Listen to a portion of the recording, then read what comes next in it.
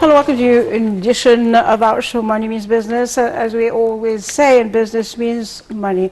Stability and business and a lot of other things mean a lot of money, and this is what we have seen and what was proved last year and this year under the effects and the repercussions of the COVID-19 pandemic that is going all over the world and affecting economies, definitely. Well, apart from this, Egypt has been working so hard in its economy and the projects and all, and almost got out unscathed out of this, and still working on keeping the standards. A great event happened in 2013, and we are celebrating it, and that is the 30th of June Revolution, and this is what we're going to be talking about, what happened since then, what was the situation, and now where we are, as opposed to where we were at that time, definitely. And we have with us our guest, Mr. Ahmed Al-Laisi Nassif, economic expert and, of course, development also. And we're going to talk a lot about the New Republic. Welcome with us. Thank you very much. Always a pleasure having you. Pleasure. Well, we'll go for a short break with a roundup of what happened during the week, after which we'll be coming back. Stay tuned to us, don't go away.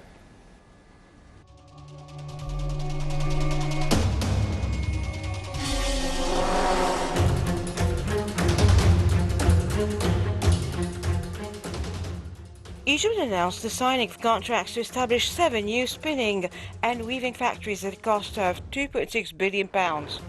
The Ministry of Public Business Sector stated in a statement that the Minister of Public Business Sector Hisham Tawfiq witnessed the signing of contracts for the establishment of 7 new factories in 2 companies, Misr Spinning and Weaving in the city of Mahalla Kubra, and Miara Spinning and Weaving affiliated to the ministry within the framework of the plan to develop cotton, spinning and weaving companies, upgrading the factory infrastructure.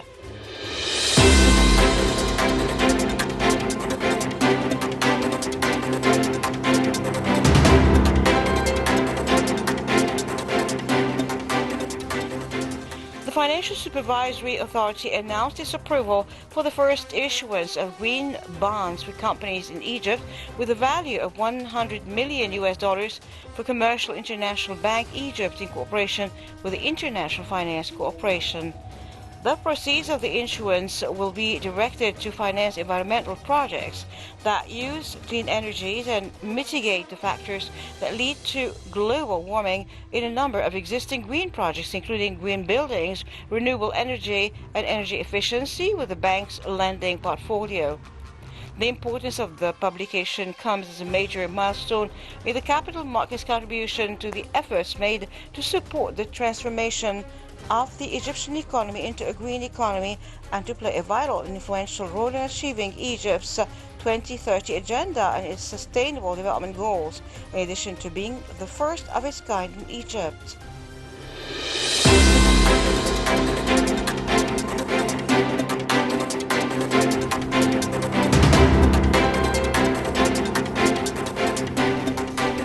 The Central Bank of Egypt announced in a statement that the balance of payments during the first half of the current fiscal year achieved a total surplus of about $1.5 billion compared to a deficit of about $9 billion during the second half of the previous fiscal year. The central bank stated to the Egyptian economy dealing with the outside world during the period from July to December 2020 thus proved its ability to overcome the shock caused by the corona pandemic, which has swept the world since January 2020.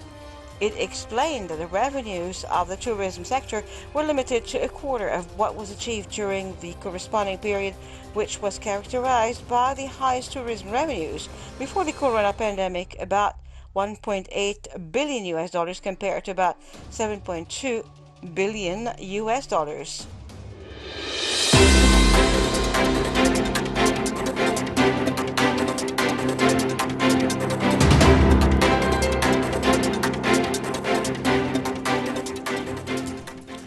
Minister of Agriculture, Said Al-Qusir, said that the area of the Delta project is 2.2 million fidans with an investment cost of more than £300 billion. He added that the Future of Egypt project is an integrated development project and that the new Department of Delta project depends on diversifying water resources.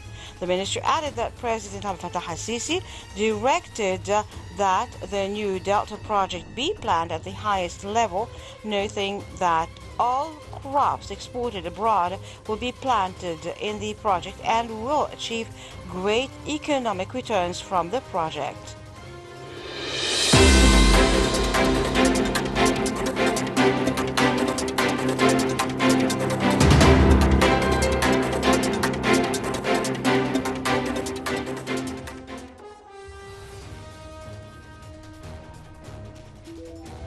Cyril Allaire, head of the International Monetary Fund's mission to Egypt, revealed the criteria for the success of the structural reforms program implemented by the Egyptian government in cooperation with the International Monetary Fund after the successful implementation of the economic reform program, saying that the existing agreements or the credit readiness program that was completed last week focused on continuing to maintain macroeconomic stability in light of the corona pandemic.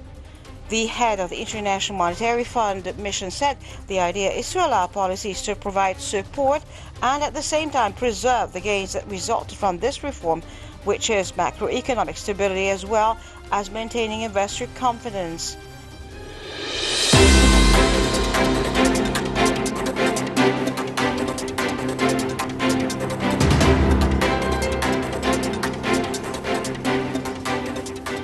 Delegation from the Russian TV visited Luxor to see its great tourist and archaeological landmarks. This comes within the framework of the efforts made by the Ministry of Tourism and Antiquities to promote the Egyptian tourist destination, especially in the major exporting markets for incoming tourism to Egypt, including the Russian market.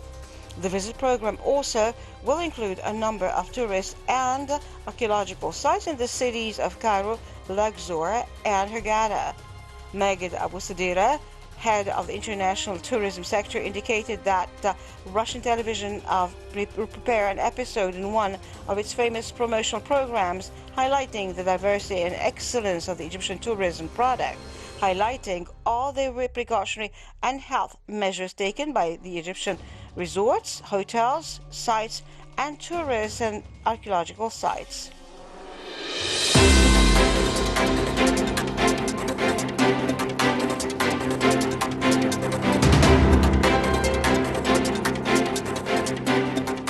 House of Representatives has approved a $715 billion land transportation and water infrastructure bill, which Democrats see as an early step towards comprehensive infrastructure legislation that Congress hopes to complete in September. During the negotiations held at the end of last month, the total value of the infrastructure improvement plan decreased after excluding the $20 billion that was earmarked for financing high-speed communications network projects and calculating the amount within the $65 billion allocated to financing high-speed network projects in the Senate's original plan.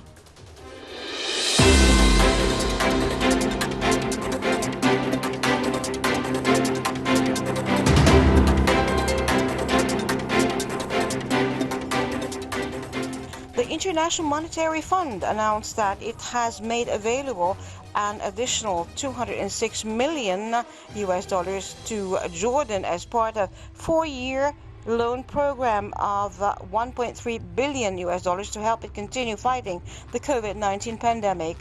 The IMF said it had completed the second review to facilitate the extended financing for Jordan and commended the country to achieving its financial goals despite the repercussions of the coronavirus pandemic.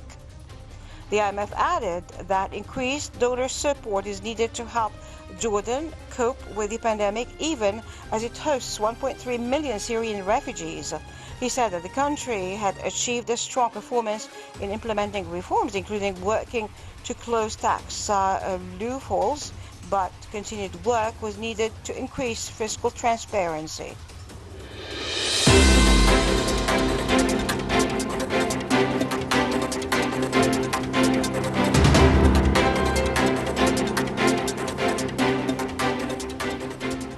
Sudanese Energy Minister Jayden Ali Obaid announced that the government of Sudan raised fuel prices for the first time since the lifting of subsidies.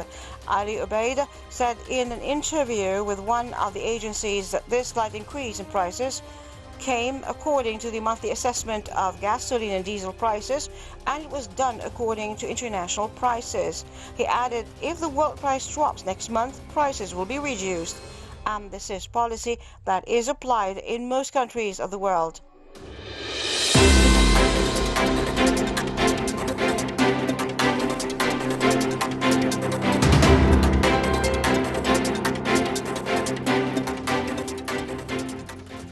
The Omani Ministry of Finance announced that the Sultanate recorded a budget deficit since the beginning of the year, which amounted to 890.2 million rials, equivalent to $2.32 billion in May, due to the drop of oil prices and the decline in its production. The ministry said that oil revenues in the first 5 months of this year decreased by 23% compared to the corresponding period of the year 2020. Total revenues, including non-oil revenues, fell 19%. On the other hand, the Sultanate had sought to reduce public spending to reduce the fiscal deficit, but the amendments do not match the decline in revenues.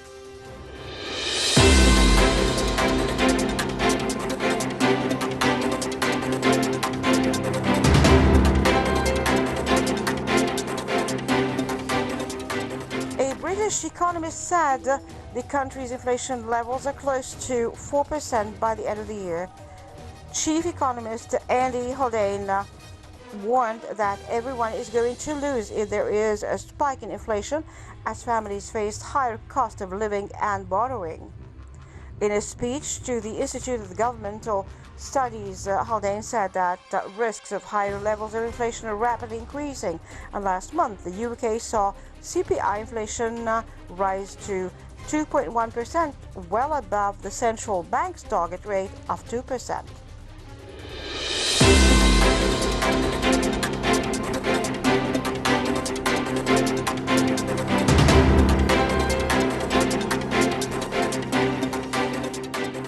The Turkish Energy Market Regulatory Association announced that it will raise electricity prices for consumers by 15% starting last Thursday due to the high costs.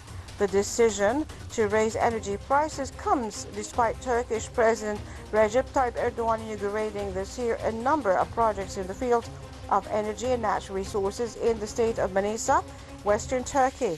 Erdogan affirmed earlier that thanks to these developments, Turkey has risen to first place in Europe and fourth in the world in generating electricity using geothermal energy. It is noteworthy that the Turkish government announced in the second half of last year that it had discovered 405 billion cubic meters of natural gas in the Black Sea, where it began to pay more attention to energy projects.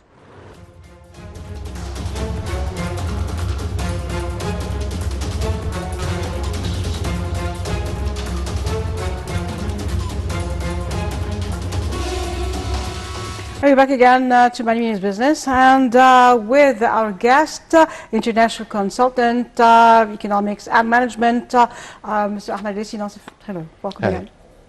Well, you know, a lot has been happening, and of course, you know, every year we just, you know, celebrate the 30th of June revolution, and then there is, you know, the 3rd of July, of course, which is a very important occasion for us, and every time, with every occasion, we are wowed with different projects and the completion of different projects and a lot of development that is taking place. But, you know, let's start, you know, how things were at that time and how we, you know, like the place we were in that time and the place we are now. With your permission, I'd like to look at it sector by sector. Definitely. And Please. the best way to do this, or to answer your question, is without any emotional reflection. We just see what it was before and how it is now. If we start by one of the most essential thing in our lives, electricity. Before, I remember very well, on daily basis, we had to take a decision to either pump electricity into Zamalek or to Maadi, into Doki or to Heliopolis, Yeah. on daily basis, especially in summertime. This was the situation before. Situation today, we are exporting electricity to other countries. We didn't have to have just the key or the most famous neighborhoods in Cairo lit, Yeah. to lighting the whole country and having access to export and make money out of it to other countries. That's one. If we look at another sector, because people forget easily, petrol and gas. Yeah. People used to queue up for hours. True. The videos are all over, they're on YouTube, I mean, they're all over. Today, there is abundance. You can get your car filled whenever you want, any time of the day, only the time that it takes to fill your car, and you move on with your life. This is the before, and this is the after. If we look at the economic setup or the structure, and that's not a very easy subject to explain to the non-expert in that business or that science. But we need to look back at history to understand the achievement that we've done and how big it is. There must be a reason why the IMF, in every single report almost for the past few years, he keeps commending Egypt for the turnaround and what we have done. I mean, they don't do that often. It's not something that's very popular, very common that the IMF does for governments. People forget in 1977, to be exact, January 1977, there has been some major economic decisions taken. At the time, President Sadat was the president of Egypt. People reacted a little bit negatively to decisions which were very, very new for the Egyptian society for the first time, that the IMF has, after the open door policy, and we started to liberate our economy. Yeah. And 3 years after 1974, when we announced the open door policy, then this happened. The IMF asked Egypt to float the currency. People went out, they expressed their anger. President Sadat rolled back his decisions of this, of the advice, of following the advice of the IMF. Then President Sadat was superseded by President Mubarak, who at the time he was actually the vice president. So he learned the lesson. And for almost 40 years, nobody has took the decision to float the Egyptian pound. Okay, we didn't float the Egyptian, big deal. No, it's a big deal actually. It is. Why? And this is a bit delicate and hard to explain, but let me try. We were selling, or the government were selling or providing US dollars at a subsidized price. We were subsidizing the currency, which means what? Which means that anything at all you bought with foreign currency ended up being subsidized. So if you're buying smoked salmon or quailed eggs or Swiss chocolates, the government, the Egyptian government, paying for that. was subsidizing this.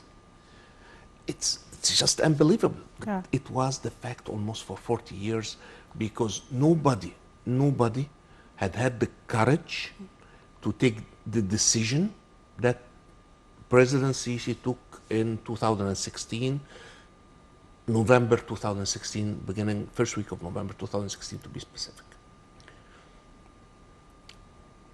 And he knew, the president knew very much, that when he takes that decision, he might lose a little bit of his popularity. But as they say in management, the right decisions are not always the most popular. And this was a very good example for that. It was the right decision to fix the economy. We were subsidizing totally trivial things. The country's wealth were wasted for 40 years on non-essentials. And this is why we see a very poor situation with education and with health and general government services. Why? Because the government needs money to do the services. Where is the money? The money is being used to subsidize smoked salmon, quail eggs, and Swiss chocolate and French cheese. Totally ludicrous. This administration took the difficult decision. And the other thing to know also, like many things, when you do it a little by little, over 40 years, nobody's going to feel the difference, or the difference is going to be small. When you suppress it for 40 years, and then you come to do what is right, the difference is 40 years. A lot. So it's a lot, so it is shocking and it is different. Yet, the administration had the courage to do what is right. Before, again, we go to the same structure we talked about. Before, we were subsidizing totally trivial goods. Today, we have, or we started to spend money, or this money that used to be wasted on these trivial subsidies is being used to build schools, is being used to improve the health care in the Egyptian population. I'll go back to health. So health you need to finance, but it's not just about that. I used to work some time ago outside of Egypt in countries that employs Egyptians, or often employs Egyptian, simple, non-skilled labor, what we call them. One of the key issues, almost 70% of non-skilled Egyptian labor have, is that every time they arrive to the country, they would get tested for hepatitis C, and they test positive, so they send them back. And it was a very, very frequent incident, and this epidemic has basically killed so many Egyptians. Sure. Unfortunately, my own mom is one of them. What did President Sisi do? He launched a campaign against hepatitis C. He imported the right medication, and he managed the situation and almost eradicated this epidemic that was killing Egypt, physically killing Egyptians physically, and at the same time was causing them a lot of harm, that they couldn't get the jobs that they wanted to get in other places, or even were accepted, not that they just wanted, they were accepted in jobs, but they are found very often medically unfit to take the job. Again, there is no emotion, the before and the after. A huge sick population to a much healthier population, within which he has lifted the slogan of 100 million good health, which is enormous. I mean, the tests even for the chronic diseases like blood pressure or hypertension or diabetes, all of this. Type. Women. What were women before, and where are women now? We have today the largest number of women ever in an Egyptian parliament in our history. We have today the largest number of ministers, women as ministers, ever in our history. And they are actually doing a great job. I mean, without mentioning anybody by name because I do not want to forget anybody, but they're really doing a great job. I think, maybe I'm wrong, but I think that being a woman in such a high post puts pressure on the individual, that most women in these posts, I think they work easily twice as much as men. Yeah. Security. Where were we before? We were in a very bad state. We all, again, we do not want to remember the dark days, but we have to remember the dark days to appreciate what we have today. People were shooting with machine guns in Zamalek on some of the houses there. Yeah. We had Anybody this- in the balcony, like we He had. he didn't even gas. know who he was shooting. Yes. Okay, it could have been one of his family. He doesn't even know. But let me have fun and shoot a little bit here. Okay, today we have, knock on wood, we have a very, very strong security situation in the country. We're safe. We feel safe, and security is more of a feeling than an action. But we really feel safe today. Almost on every certain dimension we look at, transportation and business, I think this administration is doing something extremely unique, extremely smart, which almost our own, what we call the Marshall Plan, which is the plan that was used to revitalize the economies after the Second World War. But actually, this is a very, very useful major improvement of the infrastructure in Egypt. Yeah. It's a mega one. And we all see it. I mean, just the distance that we used to do in, like, I don't know, over an hour, today we do it in at least 50% of that time. This is time saved, this is petrol saved, this is an economy that's being pumped by so many job opportunities. And again, this is the before and after. So without being emotional, without carrying big slogans, the facts speak for themselves. So I think we have every reason to celebrate, and we just wish for more of the same. Actually, say without being emotional, actually, like you cannot, not be emotional.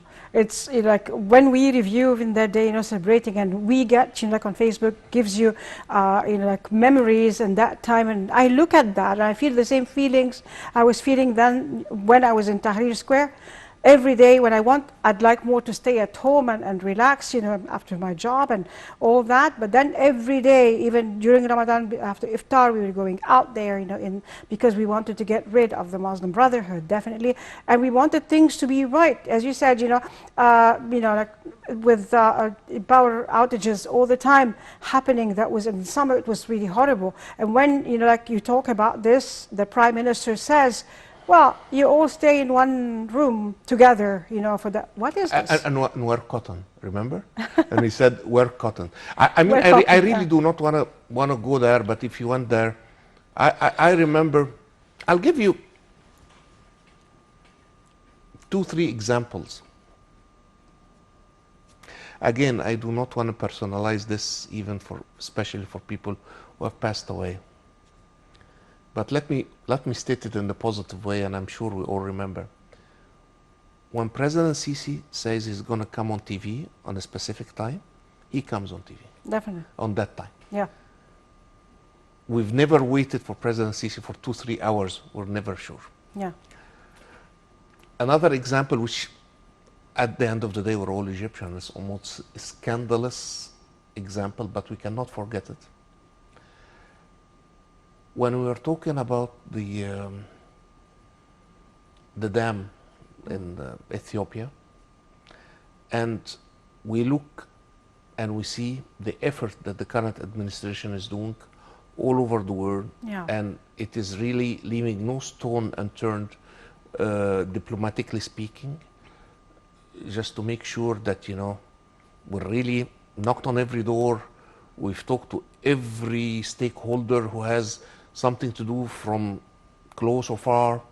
I mean, we're really making sure that we exhaust all possibilities before we move on. Yeah.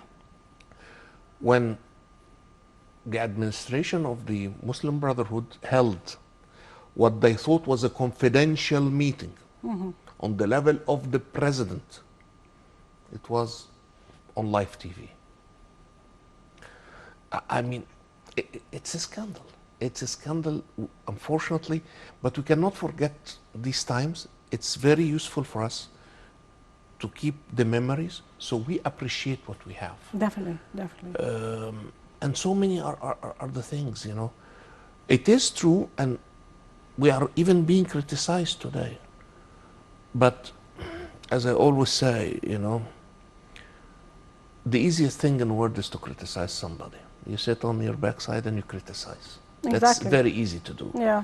Can you do the job? Cast your ignorant comments or uninformed comments, and being really unfair. You know, look at things right. If like, you know, if you want to criticize, then you should do it right.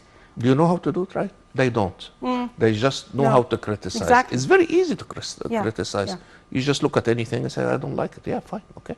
It exactly reminds me with the way, I don't want to say Egyptian, but, you know, many people watch football, yeah?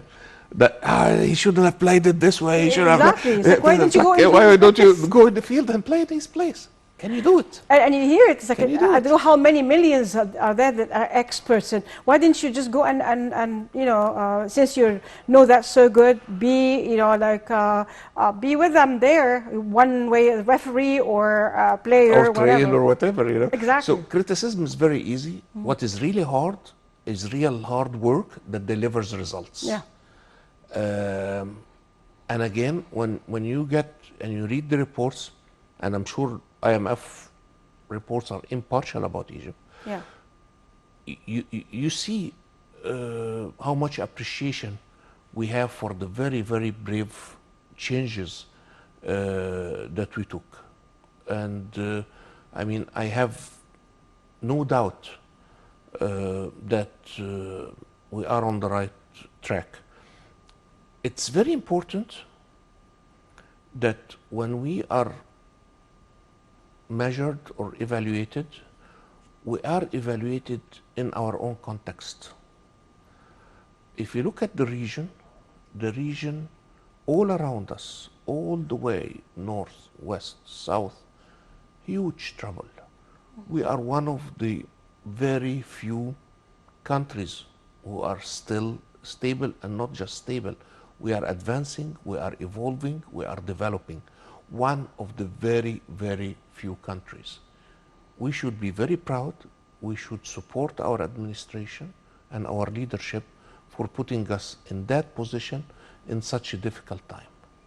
Difficult time also that, you know, like those people who are just casting their own doubts and their own uninformed comments and talk about this and that, when, you know, like the government and everybody is trying their own is best, and we are in a war situation. They don't recognize this, or they ignore it around us, you know, like to make the place secure. And, you know, we had, you know, the Daesh, not Daesh, and all these, you know, they're coming and trying to you know, infiltrate and create havoc. And during the Brotherhood, that was there. So maybe we could talk about this later after the break. So we go for a short break. After we should be coming back. Stay tuned to us, don't go away. Sure.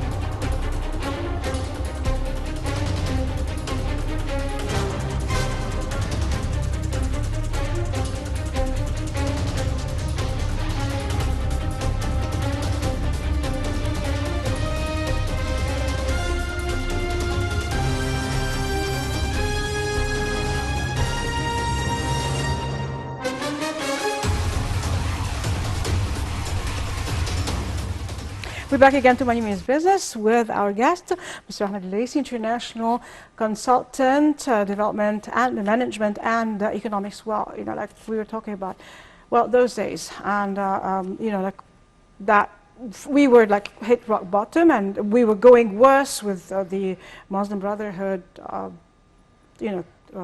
government and fiascos that happened. And now, as opposed to now, and all the work that has been done till we reached, and we are in the new republic. It's very important to understand the Muslim Brotherhood and their agenda, because some people, especially those who are not very well read or educated, just follow the Muslim Brotherhood out of faith. I mean, we are Oriental people by nature. Religion is a very important component of our culture. And they think that Muslim Brotherhoods are almost the representative of religion or the ruler by religion or something like that. So they follow That's them. what they think. Yeah, because they are not very well read. The Muslim Brotherhood, as most people know, or many people actually don't know, was started in 1928 Yeah. by a school teacher who was educated in the US. Sorry, not him who was educated. His Sayyid Qutb is the bigger follower was educated in the US, not Hassan al-Banna. Anyways, to cut a long story short, Muslim Brotherhood are a political movement. Yeah. They are not religious. It has nothing to do With with religion at all religion. whatsoever. Yeah. What they do is they use religion as a means to support the way they look at things. But in reality, they are not about religion. They are a political sect that is using, with a military arm. It's very important to remember this. And that goes decades and decades, from the assassination of Nokrashi, Yes. okay, until so many different things. Unfortunately, they were, after President Nasser, they were in a very weak spot. Unfortunately, again, and it's very important to see the past and see where we are today. President Sadat, and this is not a secret, I mean, it's even on the film that documents his life, let them out of the jails. Yeah. And almost made a deal with them to divide things or certain hubs in the country with them. In the end, they ended by assassinating him. Yeah. It is exactly like the analogy, you cannot get a cobra snake and you use him as a pet and you put him on your lap, even if it was sick or cold or whatever, because the minute it gets warm, it's gonna attack you. Okay, and unfortunately, this was exactly the thing that happened with President Sadat. He thought by taking them out of prison, by dropping all the penalties or the sentences that they had against them, they will owe him a favor. Little did he know that they only would owe anything to their own. Yeah. They would only have favors with their own. And unfortunately, they reached a level that they penetrated almost every angle of the Egyptian society or Egyptian structure. Yeah. Government, syndicates, almost everywhere. And it is unfortunately like a cancer which was widespread. And it's very important to know what is their theme. Their theme is they don't believe in countries. Yeah. They don't believe Frontiers or anything in like Egypt. They don't believe that there is something should be called Egypt. And